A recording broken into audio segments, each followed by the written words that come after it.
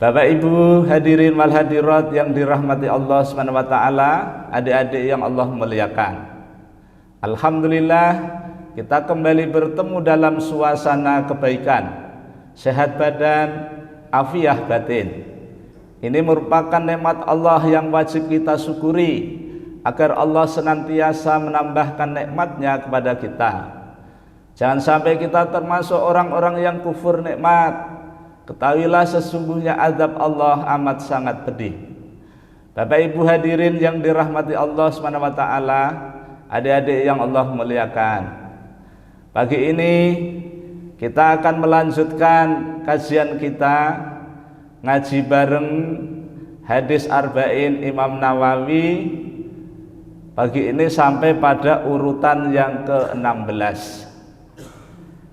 Jadi kalau angka 16 ini nanti ayatnya An-Nahl, surahnya An-Nahl ayatnya 58. Ini hubungannya begitu ya.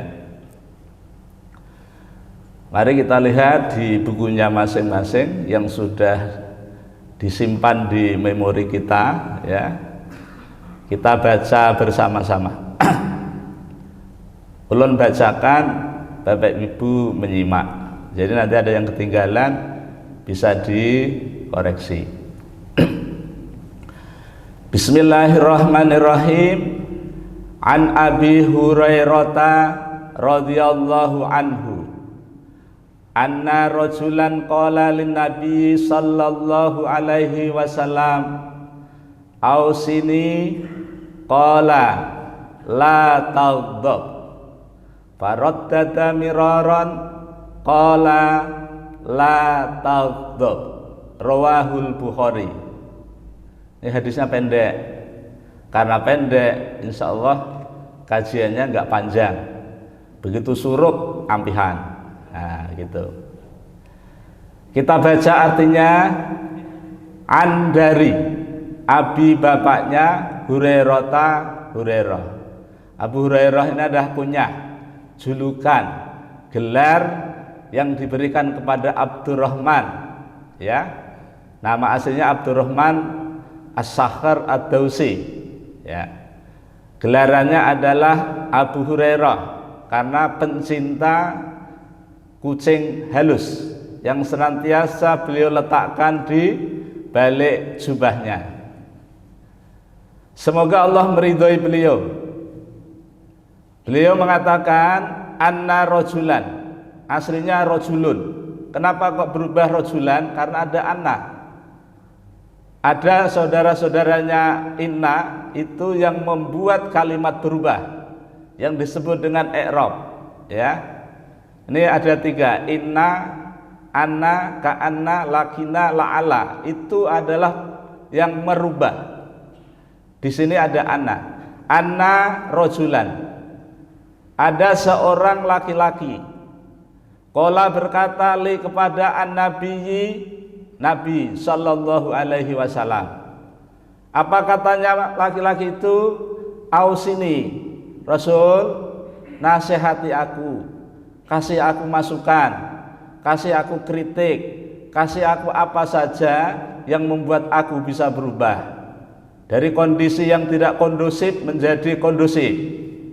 Qala Rasulullah SAW bersabda, isi sabdanya ini adalah jawaban atas permintaan laki-laki tersebut.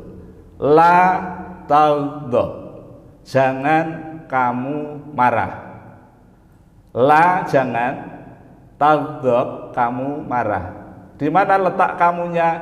Ditanya itu. Ya, makanya kalau dalam bahasa Arab taghdab ini adalah fi'il mudhari karena diawali dengan ta. Tapi berhubung diawali dengan la, maka ini mengandung arti larangan.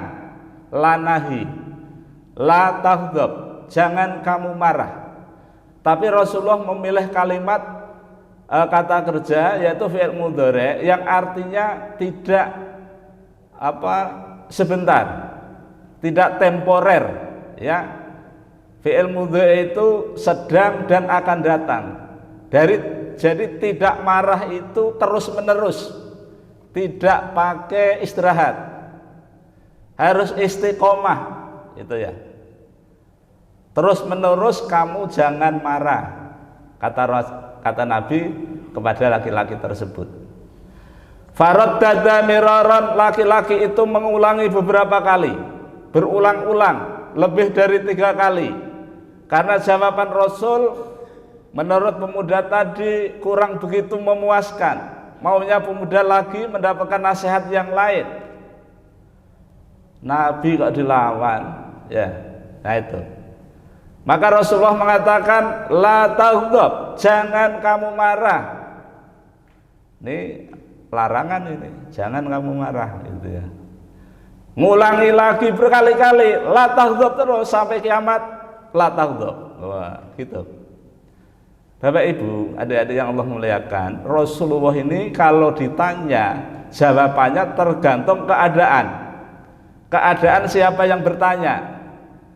Mungkin yang datang kepada Nabi ini memang orang yang sedang kena penyakit tekanan darah tinggi, suka marah-marah, kebanyakan makan daging onta yang sudah diasinkan, marah terus, ya kan? Makanya waktu itu dukun sudah nggak berlaku, yang berlaku adalah Rasulullah. Maka datang kepada Nabi minta nasihat. Nasihatnya la taghdab. Karena hadis ini ditujukan kepada pemuda pada saat itu, ini menjadi ilmu untuk kita semua, umatnya Rasulullah Sallallahu Alaihi Wasallam. Rawahul Bukhari, hadis diriwayatkan oleh Imam Bukhari, status hadisnya sahih, pakai banget, sahih banget. Jadi tidak perlu diragukan. Saking tidak diragukannya, seperti kita mendengarkan bacaan imam tadi. Ini luar biasa. Imam tadi itu membaca 2 surah yang membuat kita hati yang keras jadi lemah, yang tidak tahu jadi tahu. Karena 2 ayat itu pernyataan Allah SWT kepada kita tentang 5 sifat orang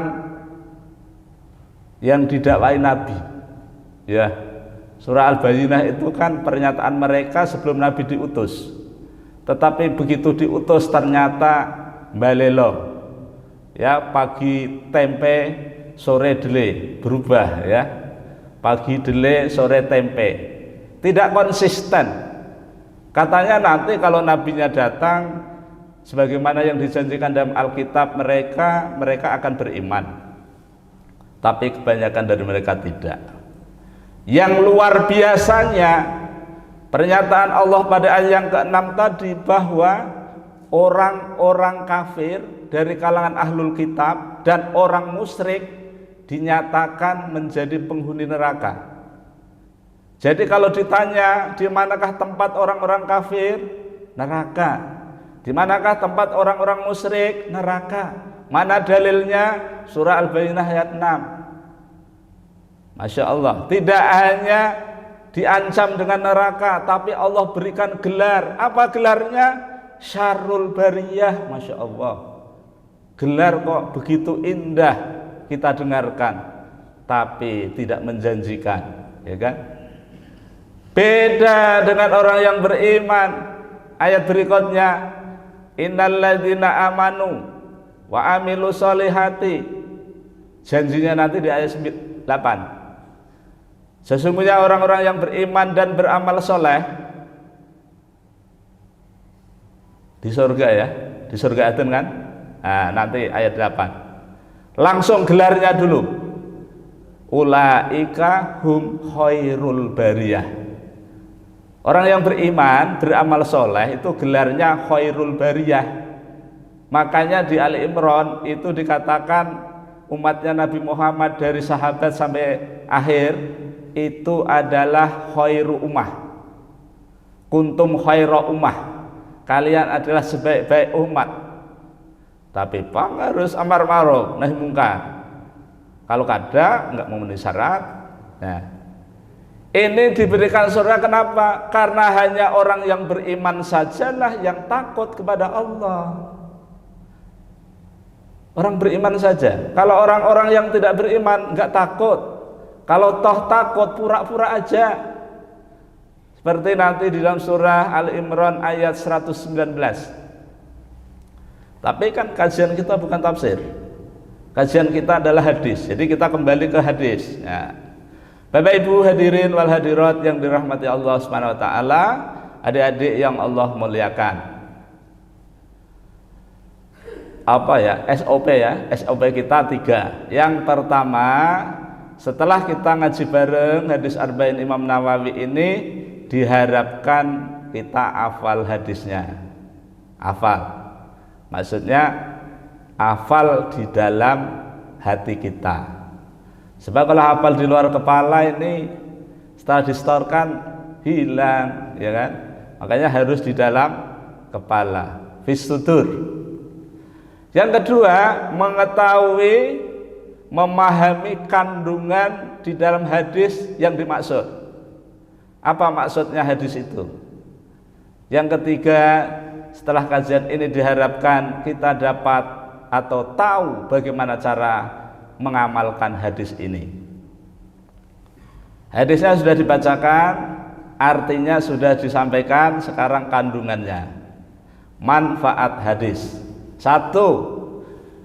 Hadis yang pendek ini menunjukkan bahwa sahabat Rasulullah SAW itu adalah sosok manusia yang semangat belajar.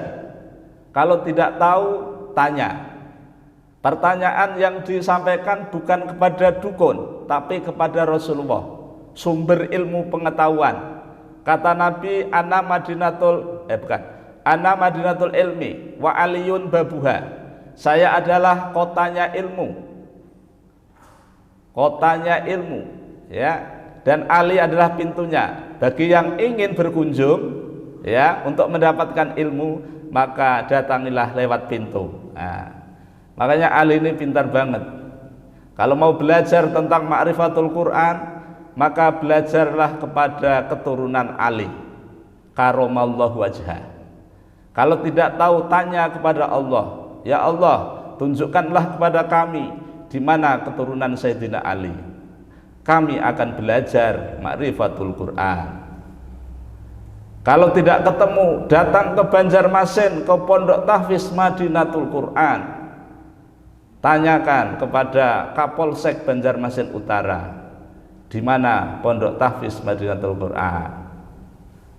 Ini mumpung ingat juga, mohon doanya Pondok Tahfiz Madinatul Quran yang dibimbing oleh Ustadz Masudi HS dalam minggu kemarin memulai pembangunan Masjid Madinatul Quran 3 lantai. Ini iklan, ya. Bagi Bapak Ibu yang mendengar dan menyampaikan berita baik ini, tolong disampaikan. Maka siapa yang menyampaikan kabar gembira ini, maka mendapatkan bagian yang sama tanpa mengurangi. Apa yang kami sampaikan, mohon doa dan dukungannya agar lancar pembangunan masjidnya. Jadi kita sebagai kaum muslimin dengan informasi ini mudah-mudahan bisa bermanfaat. Itu Madinatul Quran, ya. Nah, sekarang yang selanjutnya manfaat hadis yang kedua, ya. Hadis ini memberitahu kepada kita agar kita gemar bertanya, gemar. Jadi tidak hanya suka, tapi gemar sekali. Tiada hari berlalu tanpa bertanya tentang ilmu, maka jawabannya menjadi ilmu untuk kita, ya. Kemudian yang ketiga, hadis ini menjadi dalil bahwa dilarang kita marah. Jadi marah itu dilarang. Barang siapa marah berarti melanggar. Bahaya ini. Ini kalau ada Pak Dokter, polisi, pejabat, tolong diingatkan. Jangan sampai kita ini terkena pasal ini, ya. Jangan sampai kita marah-marah. Apalagi marah yang tidak ada alasannya. Nggak ada angin, nggak ada hujan, kok marah, itu ya. Nah, ini dilarang. Makanya hadisnya pendek ini luar biasa, ya. Kemudian Ibnu Supardi mengatakan di dalam makolahnya nomor 750 mengutip daripada hadis ini, beliau mengatakan marah adalah sumber malapetaka. Marah adalah sumber malapetaka. Ya, kalau yang nggak terima boleh protes lah. Kemudian beliau juga mengkoreksi kata-kata tadi, dikembangkan menjadi makalah beliau nomor 1000. Satu kurang karena makalahnya ada 1001. Ini yang nomor 1000, ya. Marah adalah kunci kegagalan manusia. Kunci, kalau kita ingin gagal, maka jadilah pemarah. Tapi kalau ingin sukses, dibalik. Kalau Anda ingin sukses, maka jadilah peramah. Kalau salah-salah dikit, ya, pemarah, peramah. Pemarah, peramah. Ya, itu. Bapak Ibu hadirin yang dirahmati Allah, adik-adik yang Allah muliakan, ini kandungan hadis terkait dengan masalah marah. Kenapa Rasulullah Shallallahu Alaihi Wasallam mewanti-wanti kepada kita melalui bentuk perintah, ya, untuk tidak dilakukan? Karena ternyata setelah diselidiki itu banyak ayat-ayat Al-Quran yang menyampaikan kepada kita akibat buruk dari sifat marah ini. Nanti Bapak Ibu semuanya kalau sudah pulang, buka Quran. Ada ayat-ayat yang berbicara tentang marah, ya kan? Ayat-ayat. Kita ingat-ingat saja, ulun bacakan. Yang pertama surah Ali Imran ayat 119. Kemudian surah Ali Imran lagi ayat 134. Kemudian surah Al-A'raf ayat 150. Masih Al-A'raf lagi 154. Kemudian surah At-Taubah ayat 15, ayat 58, ayat 120. Kemudian surah Yusuf. Surah Yusuf ini enggak boleh enggak Bapak Ibu? Ayat 84. Ya, kenapa kok enggak boleh enggak? Karena saking menahan marahnya. Menahan marah karena Allah, karena takwa, ya. Ketika anak-anaknya itu membunguli bapaknya, gitu ya kan. Masa Yusuf dibilang dimakan serigala, padahal kan disembelih. Bukan disembelih Bang, cegur kayak neng sumur, ya kan. Itu. Ya Yakub Nabi ya nggak bisa didustai, ya kan. Makanya karena menahan itulah, maka kemudian beliau sampai buta mata lahirnya, tetapi makin cemerlang mata batinnya. Ketika berita gembira sampai kepada beliau bahwa saudara-saudara yang pernah menyakiti Yusuf ternyata sudah bertemu dengan Yusuf, dan Yusuf menjadi orang yang sukses, menjadi pakar ekonomi, mungkin pejabat penting negara Mesir. Maka ketika bajunya dititipkan kepada saudaranya untuk disampaikan kepada Yakub ayahandanya, untuk disapukan ke wajahnya, maka ketika itu Yakub benar-benar menahan marah. Tapi menahannya itu karena Allah. Jadi kita ini marah atau tidak marah harus karena Allah, ya kan? Nyimpang dulu. Kalau kita menyaksikan kondisi bangsa kita yang mewajibkan kita marah, harus marah. Kalau keadilan tidak bisa dilaksanakan, harus marah. Tapi marahnya karena Allah. Jangan marah karena emosi. Bagaimana buktinya marah karena Allah? Memberikan masukan bukan karena emosi kita demi keadilan ini bisa dirasakan oleh rakyat Indonesia, gitu ya. Itu karena Allah. Maka kemudian setelah disapukan ke wajahnya Yakub, maka Allah mengembalikan penglihatannya, bukan mengembalikan matanya. Matanya sudah ada di situ, tapi Allah kembalikan penglihatannya. Makanya Bapak Ibu sekalian, kalau kita jalan-jalan itu kita kan bisa melihat ya, itu karena Allah letakkan penglihatan. Kalau kita kemana-mana bisa mendengarkan, Allah letakkan pendengaran, bukan telinga, itu alatnya aja, ya kan? Itu Yusuf ayat 84. Ada kata marah. Kemudian surah An-Nahl tentang marah ini ada di ayat 58. Kemudian surah Toha, surah nomor 20, kata marah ini ada di ayat 86. Kemudian surah Al-Anbiya, kata marah itu ada pada ayat 87. Kemudian surah Al-Furqan, surah nomor 25, kata marah terletak pada ayat 12. Kemudian surah Asy-Syu'ara, surah 26, kata marah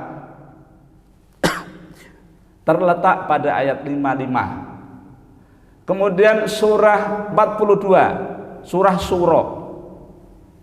Asyura ya, yang artinya musyawarah, itu kata marah terletak pada ayat 17. Kemudian ayat berikutnya surah Az-Zukhruf, kata marah itu ada pada ayat 37. Kemudian yang terakhir, seingat ulun gitu ya, surah Al-Muluk ayat 8. Marah itu, neraka itu marah banget itu. Ya, malaikatnya marah juga itu. Jadi sebelum ahli neraka itu dilemparkan itu ditanya, ashabul jahim ya, ditanya, bangsa manusia, apakah belum pernah ada manusia yang memberikan peringatan kepada kalian sehingga nasib kalian itu seperti sekarang ini? Itu ya. Jawab mereka ada, cuma kan kami ini kan balelo, mendustakan. Ya udah, ya, marah ya. Nah, nanti nerakanya marah lagi, menggelegar, masya Allah, luar biasa. Nah, oleh karena itu, maka yang namanya marah ini memang harus kita perhatikan. Jangan sampai melanda pada diri kita, apalagi melanda kepada pejabat kita, melanda pemimpin kita, melanda rakyat kita, karena risikonya luar biasa. Apalagi kalau Allah murka, masya Allah, ya kan? Oleh karena itu, ini ulun sampaikan supaya Allah tidak murka, Allah menjamin, ya, supaya Allah tidak marah, Allah menjamin, ya. Apa jaminan Allah? Nanti buka surah Ar-Rum ayat 34. Itu jaminan dari Allah Subhanahu wa taala untuk kita bahwa Allah tidak akan mengazab selama Rasulullah masih berada di tengah-tengah kita. Tapi kan Rasulullah sudah wafat, ya kan? Tetap dijamin. Itulah kasih sayang Allah kepada kita. Di mana jaminannya? Di ayat itu juga, ya. Selama kalian masih tetap beristighfar kepada Allah, maka selama itu pula murkaku, azabku tidak akan kuturunkan. Dialihkan aja kepada yang lain, ya kan? Tapi bang risiko, ya kan? Di sini tidak diturunkan, tapi sebelah sana diturunkan, kita kena juga. Itulah pentingnya amar ma'ruf nahi mungkar. Ya gitu ya. Jadi kalau Pancasila mau diubah kok diem saja, wah ini bahaya ini. Harus bergerak, jangan sampai enggak. Wow, begitu. Bapak Ibu hadirin wal hadirat yang dirahmati Allah SWT, adik-adik yang Allah muliakan. Nah sekarang kita ke yang terakhir, sesi yang terakhir, bagaimana mengamalkan hadis ini. Para dokter mestinya tahu ya akibat buruk yang menimpa pada bangsa manusia apabila manusia mengidap penyakit marah.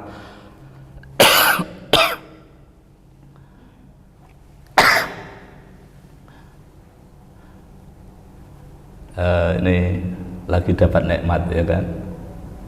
Ternyata sehat itu luar biasa. Nikmat nomor 2 setelah iman. Kita dapat duduk di majelis ilmu ini karena sehat. Banyak loh orang yang ingin seperti kita tapi nggak bisa, malah berbaring di rumah sakit Ansari Saleh. Banyak sekali. Ulun datangi, kalau pian disuruh milih berbaring di sini dengan berbaring di masjid, pilih mana? Pilih berbaring di masjid katanya. Tapi masjid di Indonesia itu ada larangan, nggak boleh berbaring, apalagi tidur. Kalau ulun punya masjid, misal, malah silahkan tidur di masjid. Aman kan kalau tidur itu kan. Kalau nggak tidur ini malah berbahaya ya kan? Silahkan tidur di masjid. Waktunya bangun harus bangun, waktunya sholat berjamaah, sholat berjamaah. Buka 24 jam gitu kan. Kalau Masjid Aja Nuriyah buka berapa jam ya? 24 jam juga? Iya, masalahnya yang masuk mampir ini ya untuk buang air itu ya. Tidak apa-apa. Kan dimulai dari cara buang air yang benar. Alhamdulillah di masjid ini bagus ya. Saking bagusnya ulun itu setiap kesini pasti berkunjung. Ya, berkunjung ke belakang gitu ya, luar biasa. Baik, kita lanjutkan. Kenapa dokter mesti menyampaikan akibat buruk yang melanda kepada bangsa manusia? Karena yang namanya tekanan darah tinggi itu disebabkan karena overdosis ketika marah. Yang pertama. Yang kedua, orang yang marah, sekali marah, apalagi marah ya, cemberut saja 50 sel itu mati. 50 loh ini, bukan 5, bukan 50. Makanya ulun belum pernah menemukan riwayat yang menyatakan bahwa Rasulullah itu marah. Maksudnya dalam arti marah yang pribadi karena tadi, bukan. Rasulullah itu marah kalau agamanya dihina. Itu Rasulullah. Tapi kalau umatnya ini marah ya kalau pribadinya dihina. Iya. Tapi kalau agamanya dihina santai-santai saja, itu kan sudah ada yang ngurus gitu kan. Kata Pak Din Samsudin dalam ceramahnya itu, penista agama itu melanggar undang-undang, bahaya ya. Tapi ketika agama didustakan sebenarnya itu lebih berbahaya. Tapi ketika banyak orang mendustakan agama, tenang-tenang saja. Padahal lebih berbahaya loh. Mendustakan agama dengan menista agama itu lebih berbahaya mendustakan agama. Karena nggak ada undang-undangnya. Nah, kalau penista kan ada undang-undangnya. Tinggal mau nggak melaporkan, mau nggak penegak hukum melaksanakan, tinggal itu aja. Tapi pendusta agama tidak ada undang-undangnya. Tapi ingat, Allah dan Rasulnya yang membuat undang-undang. Di mana? Di surah 5. Nanti dibuka ayat 44 sampai 48. Wa malam yahkum bima anzalallah. Ini pernyataan Allah, nanti gelarnya faulaika humul kafirun. Yang kedua, faulaika humul dzalimun. Yang ketiga, faulaika humul fasikun. Wahai para ulama, kalau sampai tidak menyampaikan kepada umat tentang hukum Allah yang turun dari langit, ini kita akan mendapatkan 3 gelar, salah satu di antara 3 tadi. Walaupun ini disampaikan Allah kepada yang menerima Taurat, yang menerima Injil, tapi karena ini dikabarkan di Al-Quran, maka yang paling utama adalah Al-Quran. Kalau sampai tidak ada yang berjuang untuk memperlakukan hukum Allah di muka buminya Allah, maka tunggulah apa yang akan diberikan Allah kepada kita. Ini baru bisa marah. Kalau ini baru marah. Tapi kalau pribadi, mana ada Rasulullah marah. Rasulullah kalau dihina itu apa katanya? Inna hamdalillah, begitu ya. Rasulullah Masya Allah luar biasa ya. Itu. Tapi kalau agamanya yang dihina, nggak usah nanti-nanti, langsung naik ke atas mimbar, pidato aja ya. Suatu ketika ada usulan dari sahabat yang dicintai bahkan anak angkatnya beliau, karena sahabat lain tidak bisa, tolong sampaikan kepada Rasulullah karena ada dari bangsawan yang mencuri supaya diberikan keringanan tentang hukumnya itu. Hukum yang berlaku apa? Hukum potong tangan. Maunya supaya nggak dipotong tangan, dipenjara aja gitu, tangannya tetap ada. Naik, Rasulullah marah. Ya seperti ini yang membuat umat-umat masa lalu itu celaka, ya seperti ini. Padahal kalau dipotong itu kan bagus itu ya kan, jerah dia kan. Rasul nggak mau disuap seperti itu. Apalagi nanti kalau kembali ke surah Az-Zalzalah tadi, ayat yang ke-6 ya. Nanti di akhirat itu dikumpulkan semuanya, diperlihatkan amal kita waktu di dunia, diperlihatkan semua, antri satu persatu menghadap Allah. Ini makanya kalau dikaji surah Az-Zalzalah tadi, nggak mungkin nggak menangis, nggak mungkin nggak sedih, nggak mungkin tidak ada perubahan. Ketika Abu Bakar mendengar ayat ini turun, Abu Bakar yang dijamin masuk surga saja nangis sampai pingsan. Kita dibacakan surah Az-Zalzalah senyum-senyum. Kenapa? Nggak paham. Nggak paham tuh isinya itu apa toh? Makanya perlu nih, masjid ini perlu mengkaji Al-Quran sampai paham. Pak Imam ada nggak ini Pak Imam? Pak Imam ada? Ya Pak Imam, nanti diadakan Pak Imam. Kalau ulun punya masjid setiap hari harus diadakan, mumpung masih hidup. Karena nanti akan menyesal kita ini. Ya dulu kok enggak kita adakan hari-hari kajian Al-Quran gitu, sampai paham, sampai mengamalkan gitu kan. Wah bagus itu. Nah selanjutnya, kenapa dokter mesti tahu? Karena akibat orang yang marah-marah itu berbahaya. Rasulullah menyatakan di dalam Muslim menyampaikan, sebelum Muslim ini Tabrani dulu, la taghdab walakal jannah. Jangan kamu marah, niscaya kamu akan dapatkan surga. Loh, jaminannya loh Pak, surga loh. Jangan marah dengan siapapun, apalagi dengan orang yang terdekat, kerabat kita, anak kita, istri kita, saudara kita, ya kan? Lalu datang sahabat, ya Rasul, saya punya khodim, apa itu namanya, pembantu. Nah, berapa banyak saya harus memaafkan kepada mereka? Rasul mengatakan 70 kali. Oh, 70 kali memaafkan. 70 kali Pak. Kita memaafkan berapa? Sekali, dua kali, tiga kali sudah kapok, ya kan? Rasulullah menyuruh 70 kali sehari. Makanya Rasulullah itu istighfar 70 kali sampai 100. Nah itu. Bapak Ibu hadirin wal hadirat yang dirahmati Allah SWT, adik-adik yang Allah muliakan, demikian kajian kita pada pagi hari ini, ngaji bareng hadis arba'in Imam Nawawi nomor 16. Mudah-mudahan Allah SWT senantiasa merahmati dan meridhai kita semua. Ulun mohon maaf pasti banyak kelirunya, banyak salahnya dalam mendampingi kajian ini. Mari kita tutup dengan baca hamdalah dan doa kafaratul majlis. Alhamdulillahirabbil alamin. Subhanakallahumma wa bihamdika asyhadu an la ilaha illa anta astaghfiruka wa atubu ilaik wal afu minkum. Wassalamualaikum warahmatullahi wabarakatuh.